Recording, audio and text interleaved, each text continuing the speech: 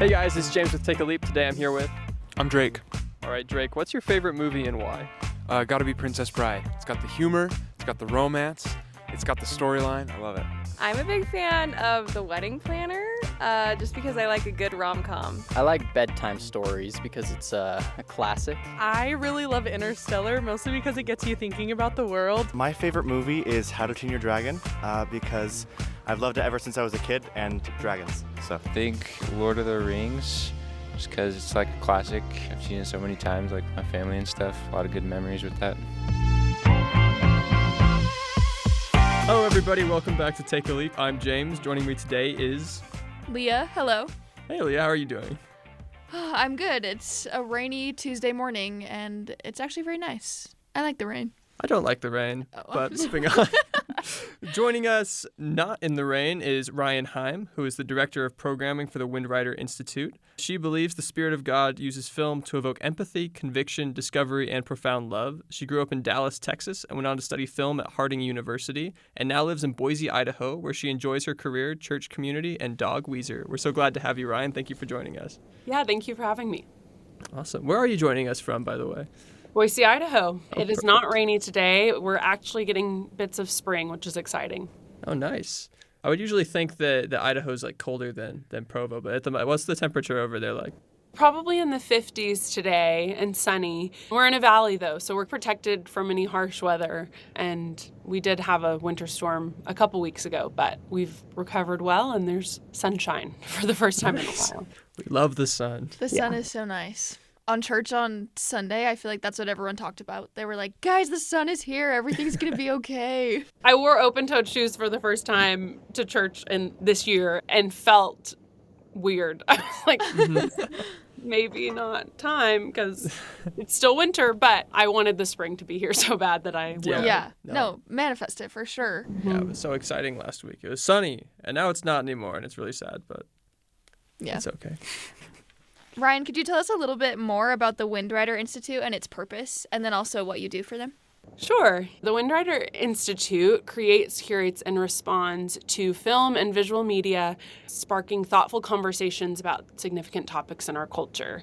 That is done in 3 different ways. We attend the Sundance Film Festival. We've done that for over 20 years, and bring students, seminarians, ministry leaders, and filmmakers to the festival to talk about how God is working in film and culture. And then we do that through our productions team who capture beautiful short documentary films with the hope of bringing impact, whether it's telling nonprofit stories or telling stories of impact in specific communities. And then we also do that year-round through Windrider Studios, which is a library of almost 200 films, short films, features, conversation content, which includes Q&As and discussion guides. And we really use that to equip our community with content and films to spark conversation with each other, whether through chapels, curriculum, Bible studies, events, or even just sitting on the couch on a Friday night watching a short film on Windrider Studios.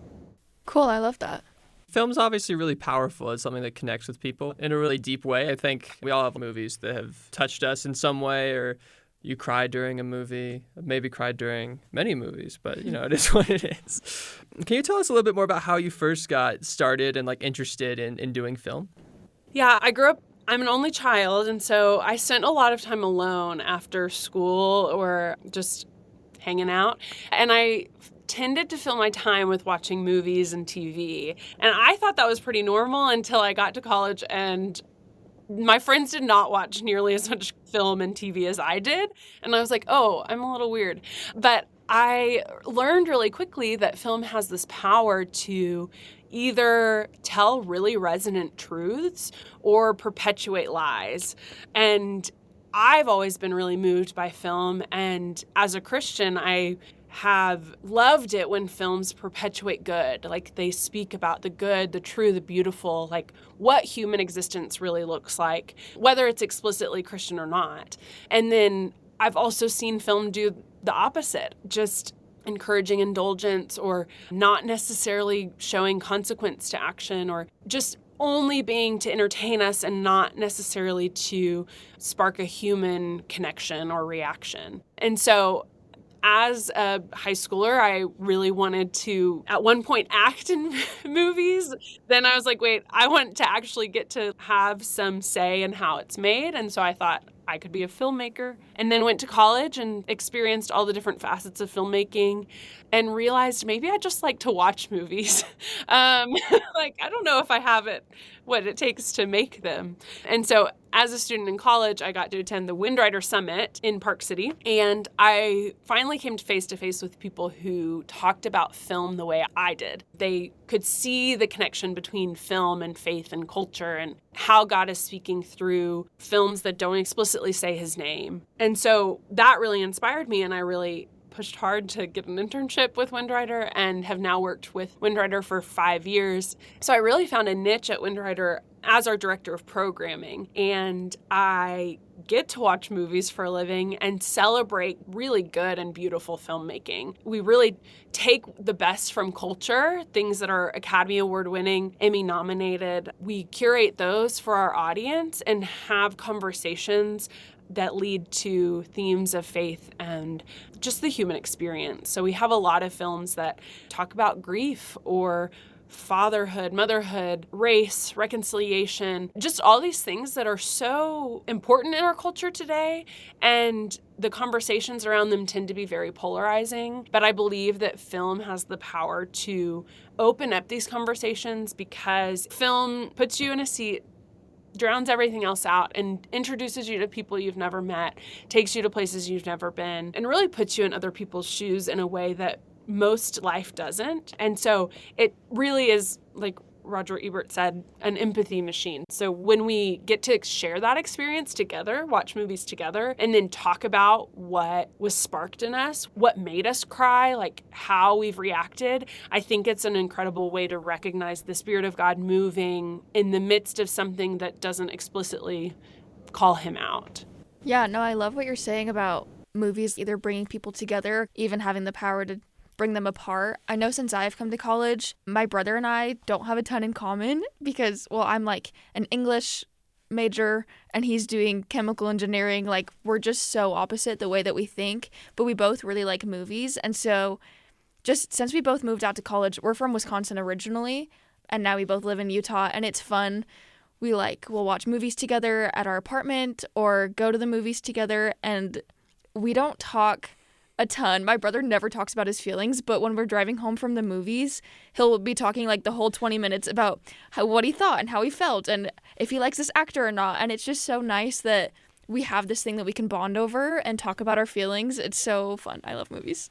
Totally. It's the shared language of, like, you've just sat down and experienced this thing. We really value short film at Windrider because it creates even more space for conversation and can often do the work of a feature film in 12 minutes or 15 minutes. But feature films are especially powerful because you've invested this time, like an hour and a half, sometimes more. The films are getting crazy long these days. You've invested this time together and you've had this experience with the film, but then to be able to connect it with the people you attend with and say, oh, I really liked that, or I didn't like that. And then it's even better, I think, when the film has these resonant themes that we're all dealing with in our own ways, but gives us this language, like I said, to talk about our feelings, or if we can even talk about just that, then it's a step closer to getting to our own experience and how we relate to the world. I like earlier you mentioned when you were at Windrider, you attended and you saw that they were combining film and faith in a way that appealed to you. Could you talk about how film was intertwined with your faith upbringing? Like, at what point did those kind of intersect for you? Is that a decision that you made, or is that something that was presented to you in some way? Yeah, that's a really good question. I think growing up, I had this kinship to film, and I didn't quite understand it. In my faith tradition, we didn't rag on film really, but it wasn't ever really seen as this tool for change or transformation. And so it was a little bit like weird that I would be so strong in my faith and want to also pursue filmmaking. But I also had a ton of encouragement from my family and friends to pursue that. For me, really sitting and watching films, I'd have this emotional reaction that felt much deeper than just like, oh, that was sad. It felt like this, like the Spirit moving to say, the things that grieve you or that grieve these people, grieve the Lord. Like the human experience portrayed on screen, like the Lord, he might not be explicitly named, but he's in the midst of all of that. Like he meets us in the midst of that. He has an answer to it and has also experienced these kinds of grieves. And I just think that film has this power to connect us to the heart of the Lord without ever saying his name, and can often bear fruit of the Spirit that brings transformation and understanding out of somebody else's experience. Could you tell us maybe a specific movie that you've had one of these spiritual experiences with? One thing that, based on what you both shared about your families and watching movies with them, I watched a couple years ago a short film. It's Academy Award nominated from probably 2018 or before, called Head Over Heels. It's an animated short film. It's on Windrider Studios, in case anybody wants to see it. And it's about this couple living in a house, and the man is on the floor and the woman is on the ceiling. Like the husband walks on the floor and the wife walks on the ceiling.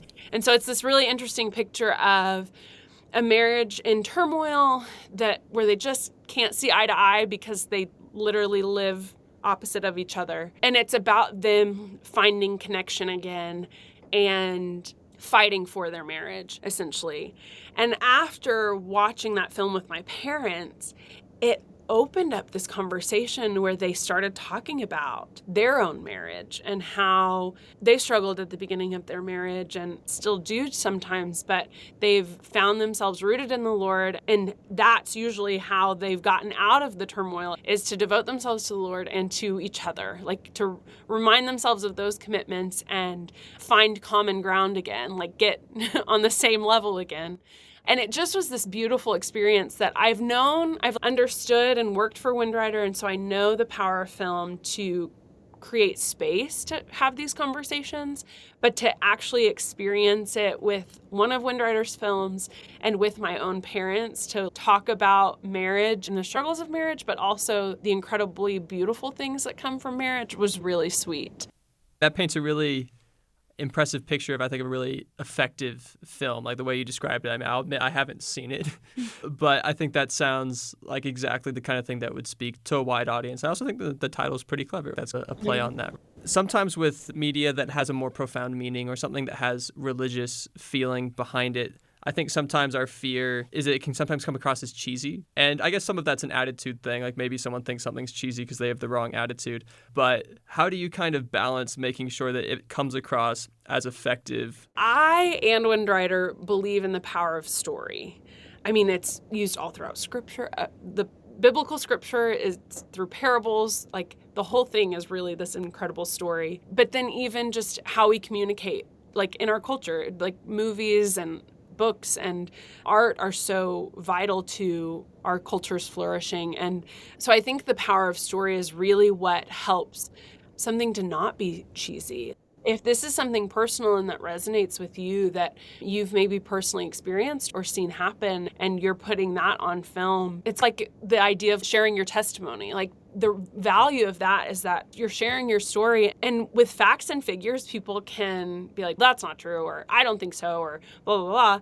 When you're sharing your story, it's hard to argue with because it's your personal experience. And there's so much more tied to that than just how it played out. There's emotion and feeling and relationships. And so I think that the stories that resonate most often with myself and with the Windrider community are told excellently. Like we don't sacrifice excellence for a good, strong message. Like I think that's important, is to not sacrifice excellence. Like our God has done things with incredible excellence and asks us to do the same. And through his grace and sufficiency, we can do the same. Like we are empowered by the Spirit to do the same.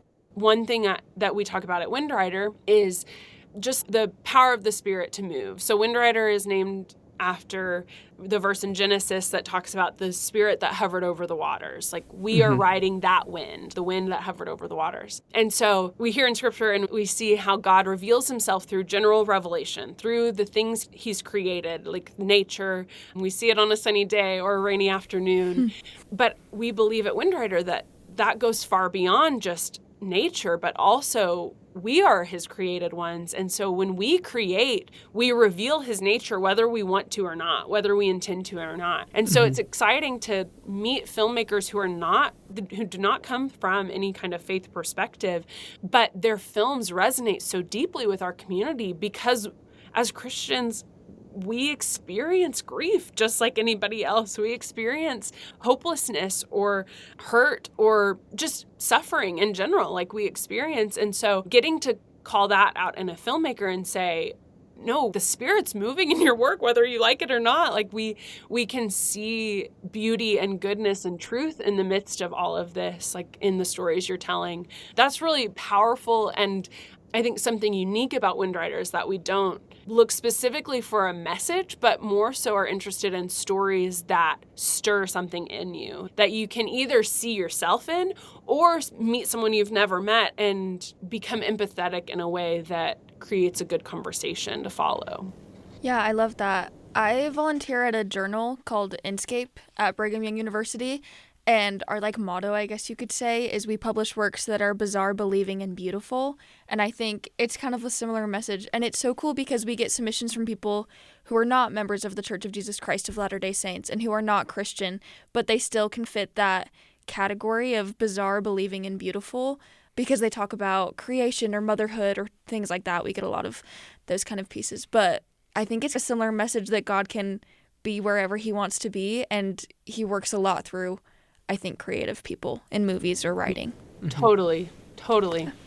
Definitely. And I love the story-oriented process that you're talking about, the importance of telling stories because, that's the most human thing that we do, right, is sharing stories so people can put themselves in your shoes and kind of have an experience that maybe they didn't get to have themselves. Yeah, that's super cool. I know you said you're not a filmmaker, but do you have any advice for people who want to go work in film, maybe as a filmmaker or producer or even an actor? I don't know if you have any advice. I think my advice would just be to lean into community, wherever you are and whoever that is, whether it's a filmmaking community, a faith community, your family, staying grounded and being held accountable in some ways to whatever it is you're doing or creating, I think is important. And having trusted voices around you that won't always say yes or won't always say, yeah, this is amazing, keep doing it, but will provide constructive feedback and care about you as more than just an actor or a producer or a director, finding people who care about you as a person, that's going to take you much further than being around people just because they could help you. I think one thing that's unique about the Windrider atmosphere is that we're not transactional. Windrider is really a vehicle to create this shared experience similar to what a film does. And a lot of filmmakers come there ready to hand out their business cards and get work or share their work, which is great. That's really important and it's a part of the ecosystem of filmmaking. But the cool thing about Windrider is that it creates this shared experience and we share the same spirit. And so it becomes much more relational. It's less about what can I do for you and what can you do for me, but it's about seeing someone and meeting them exactly where they are and saying hello and developing a relationship and a connection that will last much longer than anybody that you're just handing a business card to and treating as a transaction. Definitely. To follow up on that question, what would you say to any young person who's maybe interested in going into the film industry but is maybe a little scared or apprehensive that their religious values might be compromised in some way? What would you say to people who maybe feel like that?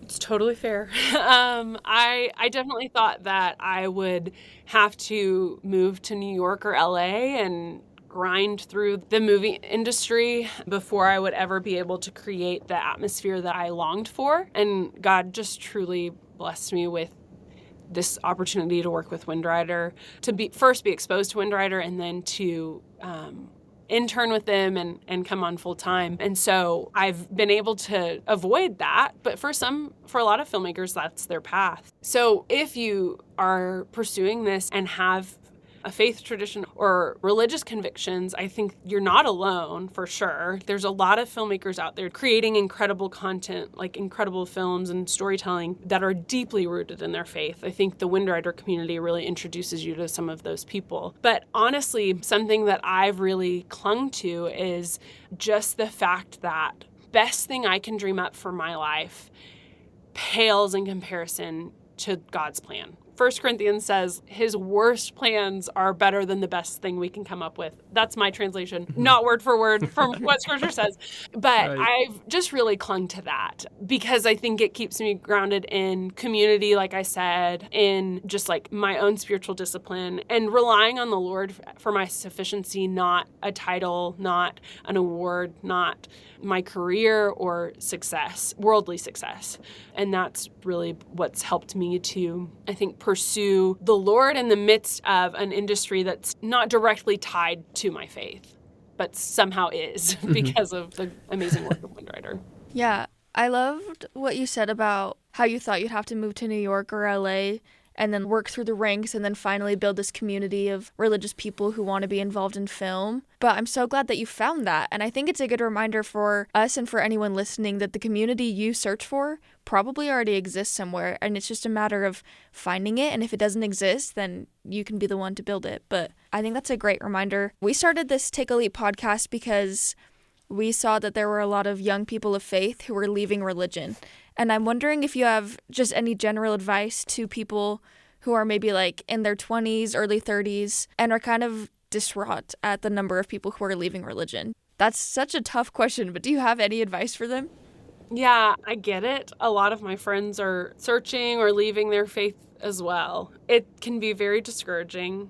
College gave me personally the opportunity to make my faith my own. I was truly blessed to be raised in a Christian home and with this understanding of God's grace in my life. But it wasn't until college that I really understood what that meant to me. Like for me in my personal walk, I have absolutely wrestled with the Lord in a lot of ways, and I've come to him with what feel like really hard questions, but for him are just normal. So I think what I'd say to encourage young people of faith or young people who are searching is just to wrestle with the Lord. He can handle it. He's so big and so faithful. Like whether or not we are faithful to him, he is faithful to us. That's a crazy reality that like our God continues to pursue us whether or not we have anything to do with him is pretty wild. And so I think that trusting God to be able to take your big questions and that he can handle your wrestling, I think that's important.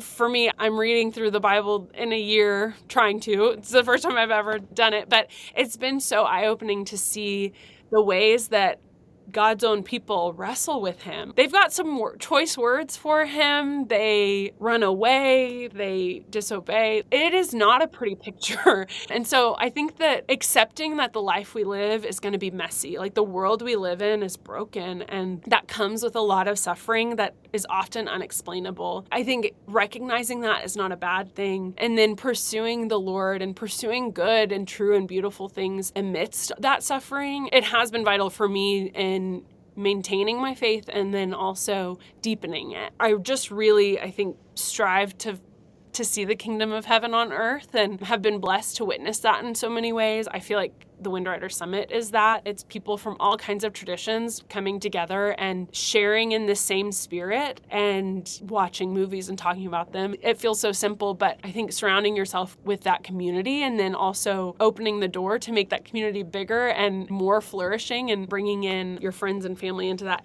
It's a big question that you asked, Leah, and it's a good one. And it's something I wrestle with all the time is meaning and purpose and all the whys. And I think that God encourages that. And yeah, it can be tempting to believe that you've got all the answers or that you have to have it figured out. And God is a God of mystery. Like if it's possible to explain him completely, then he can't really be our God. I think that we have to lean into some of that mystery and search for why God would make us as we have been made, so uniquely in his image. Thank you so much for sharing all of that. We're so grateful that you would take the time to join us today and share your experience. And we look forward to the work that you'll continue to do with Windrider and the community that you're building and all of the wonderful stories that you all are sharing. Thank you, Jane. Yeah, thank you so much. I've learned a lot. This has been great. Thank you, guys. I am so appreciative to be on Take a Leap, and I just would encourage all of you to check out Windrider Studios. It's free to access this library of films and conversation content that can be plugged into so many avenues, whether that's curriculum or Bible studies or even just a Friday movie night. And they're short films, so it doesn't take up the whole time. But you can access that at www.windriderinstitute.org/studios and get free access. Perfect. We'll be sure to check it out. Thank you so much to Ryann Heim for joining us today. If you were thinking to yourself during our conversation, man, I would really rather be watching a movie right now. Thanks for sticking around and listening to the credits anyway, I guess. We don't make movies at Take a Leap, but we do make amazing short-form social media content. Check it out at Take a Leap Podcast on Instagram, TikTok, and YouTube. Take a Leap is a production of BYU Radio. We'll see you next time.